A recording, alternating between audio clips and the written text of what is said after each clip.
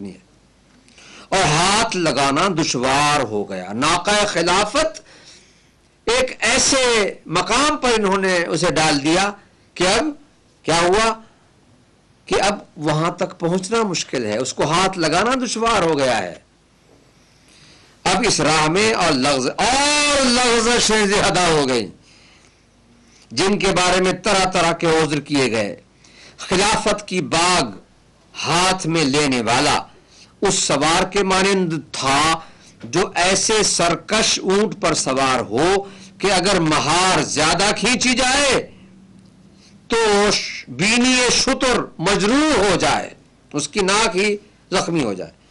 اتنی زیادہ زور سے مہار کو کھینچے کہ اس بیچارے کی ناک ہی زخمی ہو جائے, اور اگر ڈھیل دے دی جائے تو اپنے لیے باعث ہلاکت ہو جائے کہ وہ اٹھا کے الٹا نیچے پھینک دے. خدا کی قسم لوگ گھبراہٹ اور دیوانگی, رنگا رنگی اور رکاوٹوں میں آزمائے گئے. میں نے اس طویل مدت میں شدت تکالیف پر صبر و ضبط سے کام لیا اور خاموش رہا. یہاں تک کہ دوسرے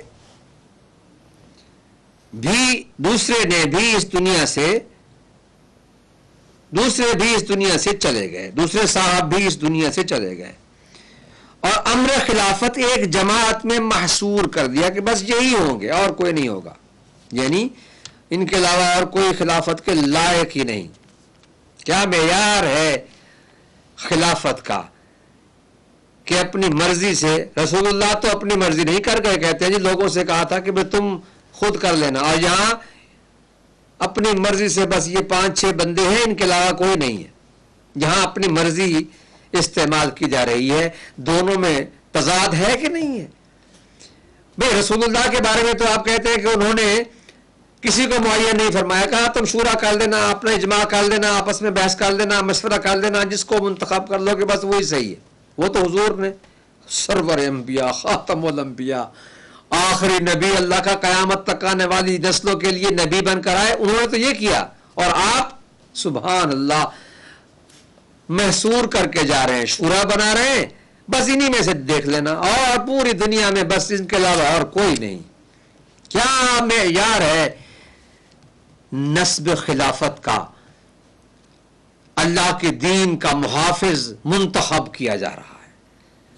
دین اللہ کا ہے, قرآن اللہ کا ہے, کتاب اللہ کی ہے, رسول اللہ کا ہے, اور اس کا محافظ و مبلغ اور دنیا کو اس کی تعلیم دینے والا وہ ہم چنیں گے. اور پھر ہم بھی نہیں, وہ صاحب خود دوسرے خلیفہ صاحب جو ہیں وہ مولا فرماتے ہیں کہ چند بندوں میں انہوں نے محصور کر دیا اور یہ گمان کیا کہ میں بھی ان میں سے ایک ہوں,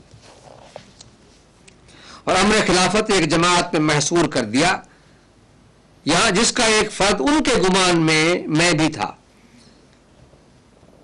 اللہ اکبر. امام فرماتے ہیں بار خدایا بھلا مجھے اس سے کیا مطلب کہ میں ان جیسی باتوں میں پڑتا. یعنی کون سی بات ہے یہ باتیں کہ میں ان کے منتخب افراد میں شامل ہو جاتا اور کہتا کہ ہاں میں بھی مستحق. یہ ہوتا ہے نا جیسے کوئی سیاسی پارٹیاں کسی کو کینڈیڈیٹ بناتی ہیں تو وہ اس کا اعلان کر دیتی ہیں کہ یہ ہمارا اس علاقے سے, یہ ہمارا اس علاقے سے. یہ گویا اس طرح کی کوئی بات وہاں ہو رہی تھی. دین کی خلافت, دین کی ذمہ داری, اسلام, حقیقی اسلام لوگوں تک پہنچانے کی ذمہ داری کی بات ہو رہی تھی. اور اس کے بارے میں یہ فرما رہے ہیں کہ انہوں نے انہیں چند لوگوں میں محصور کر دیا.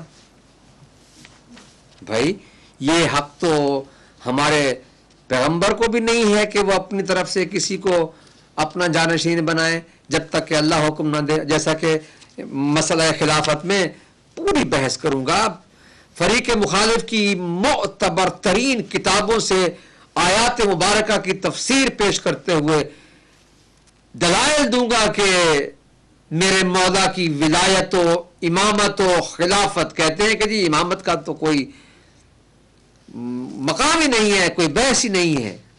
اچھا، یا ایھا الرسول بلغ ما انزل الیک من ربک، وہ کس کے لیے ہے؟ اتنے دلائل دوں گا کہ آئندہ پھر کبھی ایسی باتیں کرنے کی جرات نہیں ہوگی. میں نے کل بھی عرض کیا تھا کہ میں آپ کے لیے کہہ رہا ہوں تعالوا الی کلمۃ سواء بیننا و بینکم، آؤ ہم آپس میں ان باتوں میں اکٹھے ہو جائیں جو ہماری مشترک ہیں.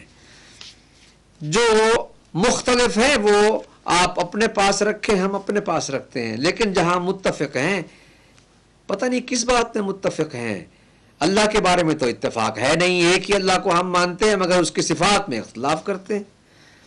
وہ جو صحیح بخاری صاحب محمد بن اسماعیل بخاری رحمۃ اللہ علیہ، جنہوں نے ہر حدیث سے پہلے 2 رکعت نماز پڑھی، انہوں نے اللہ، کون سا اللہ متعارف کروایا، کون سا رسول متعارف کروایا، یہ سب میں موقع پر بیان کروں گا، مگر کم از کم یہ تو ہے نا کہ ہم ایک کو مانتے ہیں.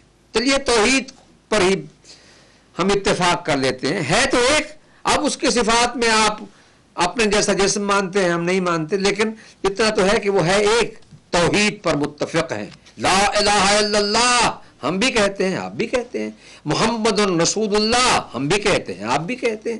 یہاں تک تو متفق ہیں، تو کیوں نہ ہو کہ آئیے تب تعالوا، آؤ الی کلمۃ، ان باتوں کی طرف جو سواء بیننا و بینکم، ہمارے اور آپ کے درمیان برابر ہے. ان میں تو بحث کریں آپس میں، ان کے ساتھ، ان کو ساتھ رکھ کے زندگی کا سفر طے کریں. پھر راستے میں باتیں کرتے جائیں گے، کوئی بات نہیں، کہیں رک جائیں گے، باتیں پھر چلتی رہیں گی. آج یہاں پر مولا کے اس فرمان کے بعد مولا فرماتے ہیں کہ اللہ کی طرف، اللہ سے مخاطب ہو کرتے، یا اللہ، بھلا مجھے اس سے کیا مطلب کہ میں ان جیسی باتوں میں پڑتا کہ جو اپنی طرف سے یہ بنائے جا رہے ہیں اور اس کو دین کی طرف نسبت دے رہے ہیں. میں کہاں اور یہ باتیں کہاں. لیکن نشیب و فراز میں میں ان کے ساتھ چلا، اسی گروہ میں سے ایک شخص تو مجھ سے اپنے بغض کے باعث پھر گیا.